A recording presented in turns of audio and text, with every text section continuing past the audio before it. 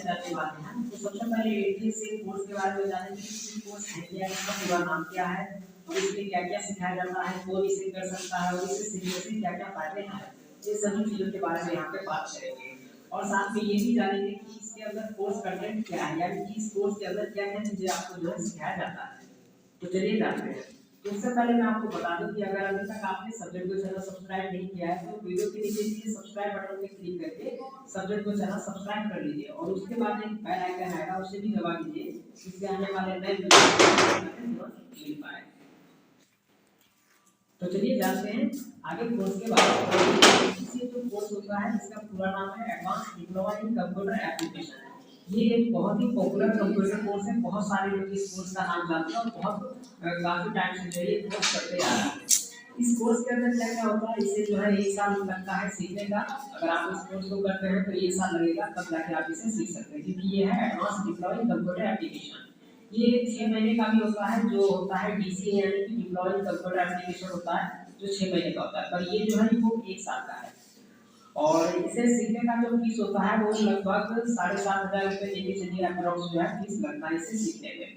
और इसे कोई भी कर सकता है, चाहे उसने 10th किया हो या 12th कर लिया हो, चाहे साइंस स्ट्रीम से किया हो या कॉमर्स स्ट्रीम से या आर्ट्स से या 10th कर चुका हो, कर सकता है। चाहे अगर आपने अभी तक 10th भी नहीं किया है तो भी इस कोर्स को कर सकते हैं, अगर आपने अभी तक 12th भी नहीं किया तो भी कर सकते हैं, और अगर आपने कोई डिग्री भी कर रखा है क्योंकि अभी तक नहीं जॉब नहीं कर रहे हैं और करना चाहते हैं तो इस कोर्स को कर सकते हैं। तो इस कोर्स के अंदर क्या क्या होता है वो जानते हैं। सबसे पहले तो देखिए पहला पार्ट आता है बेसिक कंप्यूटर। इस कोर्स के अंदर जो फर्स्ट पार्ट है वो है बेसिक कंप्यूटर। बेसिक कंप्यूटर के अंदर होता है कंप्यूटर फंडामेंटल और कंप्यूटर इंट्रोडक्शन होता है। इसके अंदर पार्ट्स ऑफ कंप्यूटर होता है, इनपुट डिवाइस के बारे में होगा, आउटपुट डिवाइस के बारे में, और प्रोसेसिंग यूनिट क्या होता है, कैसे काम करता है, history and generation of computer, और उसके बाद मेमोरी डिवाइस के बारे में, और उसके बाद टाइप्स ऑफ कंप्यूटर यानी कि कंप्यूटर कितने टाइप के होते हैं, और उसके बाद इसके अंदर आता है प्रोसेसिंग यूनिट, वो मैंने आपको बता दिया है। उसके बाद आता है विंडो ओवरव्यू, यानी कि विंडो कैसे चलाते हैं, जैसे किसी के लैपटॉप में कंप्यूटर में विंडोज 7 है, 8 है, 10 है, तो उनमें क्या अंतर है, कैसे उन्हें जो है आप चला सकते हैं, उसके बारे में भी नॉलेज यहाँ पे आपको मिलता है।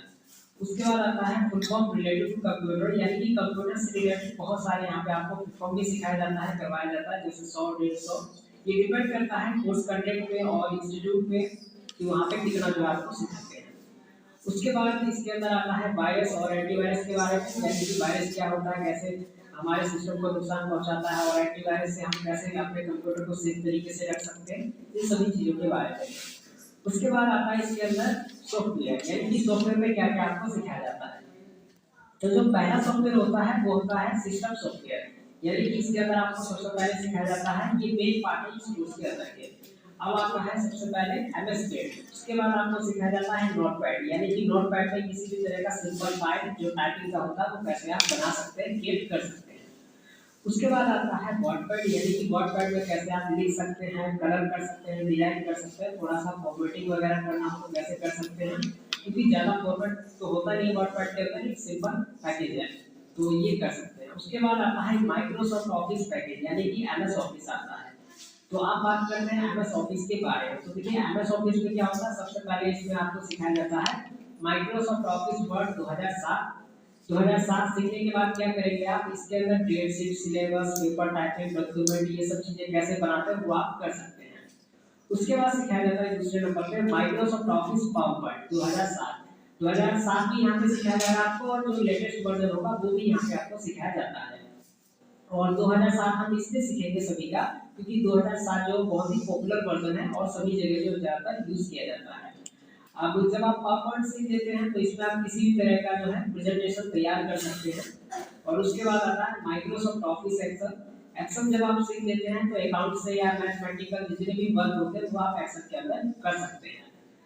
तो उसके आगे चलते हैं कि एक्सेल में अगर हम सीखते हैं तो एक्सेल में तो बहुत सारी चीज होता है, तो एक्सेल में हम क्या क्या जाएगा, यहाँ पे एक्सेल के फॉर्मूले सिखाए जाएंगे, फंक्शन सिखाया जाएगा, डेट एंड टाइम का फंक्शन होगा, उसके बाद मैथ एंड ट्रिग्नोमेट्री का फंक्शन होगा, उसके बाद स्टैटिकल जो फंक्शन होते हैं वो सिखाए जाएंगे आपको, और उसके बाद फाइनेंशियल फंक्शन होंगे, और उसके बाद लुकअप और रेफरेंस फंक्शन होते हैं, जैसे कि एच लुकअप, वी लुकअप कैसे होता है, प्राइवेट टेबल क्या है, ये सब चीज़ों के बारे में। लॉजिकल क्वेश्चन क्या होता है वो सिखाया जाएगा। और आपको यहाँ पे एक्सेल का पूरा जो कंप्लीट लिंकर बार होता है, जैसे कि होम होता है, इंसर्ट होता है, मेन्यू बने होते हैं आगे तक, वो सभी पूरा यहाँ पे आपको कराया जाता है। उसके बाद आगे चलते हैं। आगे आता है कि आगे दूसरा इसके अंदर जो पार्ट है वो पार्ट 2 है, डेस्कटॉप पब्लिशिंग। अब इसके अंदर क्या क्या सिखाया जाता है वो जानते हैं। तो देखिए डेस्कटॉप पब्लिशिंग जैसा कि नाम से ही पता चल रहा है, इसमें थोड़ा सा इंटरेस्टिंग होता है, डिजाइनिंग होता है थोड़ा सा। तो इसके अंदर क्या क्या होता है वो जानते हैं। तो इसके अंदर होता है फोटोशॉप। इसके अंदर आपको सबसे पहले सिखाया जाता है फोटोशॉप। ये भी इस कोर्स का दूसरा जो है ये मेन पार्ट है। तो फोटोशॉप होता है, उसके बाद कोरल ड्रॉ होता है और पेज मेकर होता है। तो यहाँ पे अलग अलग वर्जन के Photoshop, Corel Draw, page maker आपको सिखाया जाता है।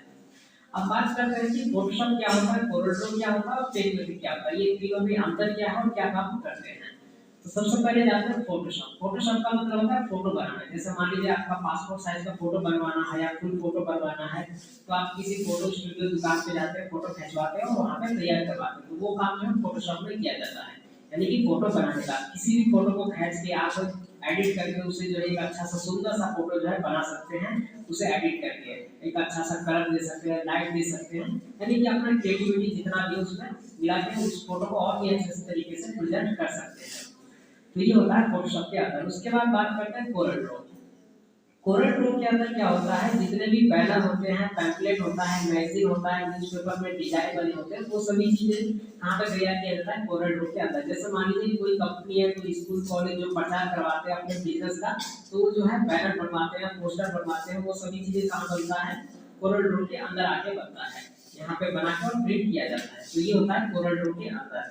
उसके बाद बात करते हैं पेज मेकर का। तो पेज मेकर के अंदर बुक छापने का काम होता है। जैसे प्रिंटिंग प्रेस का हो सकता है, यानी कि जहाँ पे अखबार छापा जाता है या बुक छापा जाता है, वो काम होता है पेज मेकर के अंदर। पेज मेकर के अंदर किसी भी भाषा में आप जो है टाइपिंग कर सकते हैं, हिंदी इंग्लिश। जैसा आपका बुक में टाइपिंग करना है तो बुक जो है पूरा लिखा जाता है पेज मेकर के अंदर, अच्छे से डिजाइन किया जाता है कि बुक में पिक्चर कहाँ पे लगाया जाएगा, टेक्स्ट कहाँ पे लिखा जाएगा, ये सभी चीजें। उसके बाद आता है यहाँ पे पार्ट 3। पार्ट 3 जो है वो भी इस कोर्स का बहुत ही एक पार्ट है। पार्ट 3 में आता है वेब डिजाइनिंग, यानी कि वेबसाइट डिजाइनिंग। अब वेबसाइट डिजाइनिंग का मतलब क्या होता है, देखिए जब भी आप इंटरनेट पर कोई भी चीज सर्च करते हैं, तो सर्च करने के बाद वहाँ पे जो भी जानकारी आता है या लिंक आता है, तो उस पर क्लिक करते हैं तो आपके सामने एक वेबसाइट खुल के आता है।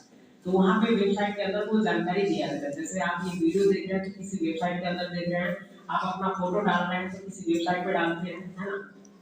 तो उस वेबसाइट का जब डिजाइन खुल के आता है, लुक आपके सामने खुल के आता है, तो वो लुक कैसा लगता है, वो डिजाइन आपको देख के कैसा लगता है, वेबसाइट अच्छा लगता है, तो वो वेबसाइट का डिजाइन कौन बनाता है, जो वेबसाइट डिजाइनर होता है। तो वेबसाइट डिजाइनर बनने के लिए क्या करना पड़ता है, आपको वेब डिजाइनिंग का कोर्स करना पड़ता है। तो ये वही चीज है वेब डिजाइनिंग का।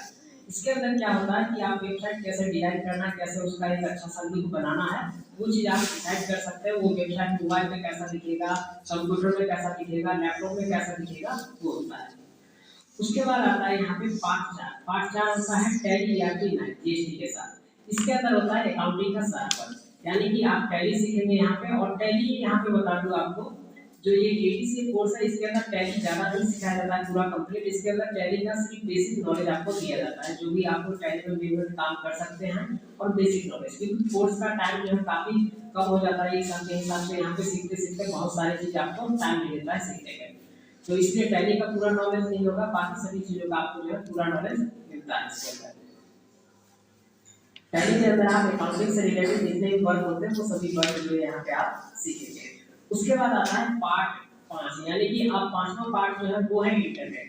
जब ये सभी चीजें आप सीख लेंगे तो इंटरनेट भी सीखेंगे इसके अंदर। अब इंटरनेट के अंदर क्या होता है, देखिए भूल जाते हैं। तो इंटरनेट के अंदर सबसे पहला आता है ब्राउजर। किसी ब्राउजर को कैसे चलाते हैं, सर्फिंग कैसे करते हैं, यानी कि इंटरनेट पर कोई भी चीज खोजना हो, फोटो, गाने, वीडियो डाउनलोड करना हो, अपलोड करना हो, खोजना हो, तो कैसे कर सकते हैं। ईमेल, जीमेल क्या होता है, कैसे बनाते हैं, कैसे भेजते हैं, कैसे रिसीव करते हैं, ये सभी चीजें। उसके बाद डाउनलोड और अपलोड, यानी कि कोई भी मूवी है, गाना है, फोटो है, वो डाउनलोड कैसे करते हैं, प्रिंट कैसे करते हैं कोई कागज पे, कोई भी लिस्ट, ये सभी चीजें। उसके बाद होता है यहाँ पे बेसिक ऑफ सोशल नेटवर्किंग, यानी कि सोशल नेटवर्किंग साइट जैसे फेसबुक, इंस्टाग्राम, ट्विटर, लिंक्डइन, ये सब चीजों के बारे में बेसिक नॉलेज यहाँ पे मिलता है आपको। जैसे पेटीएम हो गया, इनके बारे में भी। उसके बाद यहाँ पे आपको जानकारी मिलता है सर्च इंजन के बारे में, यानी कि सर्च इंजन जो है वो कैसे काम करता है, जैसे गूगल, याहू, बिंग, ये सब जो है कैसे काम करता है।